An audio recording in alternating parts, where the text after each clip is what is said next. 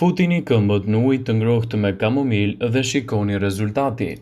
Pas një dite të lodhshme në punë, ku këmbët i ndjeni me shumë rëndes, diçka e ngrohtë do të ishte perfekte për t'u relaksuar jo vetëm për këmbët, por edhe për të gjithë trupin. Të lodhura gjithashtu nga këpucët, këmbët tona kanë nevojë që të paktën një herë në javë të përkëdhelen dhe të marrin vëmendjen e duhur. Dhe nuk duhet shumë kohë. 10 minuta të zhytura në ujë, 5 minuta masazh dhe pak gjëra. Një metodë rigjeneruese dhe tepër shlodhëse është ajo me krip dhe kamomil.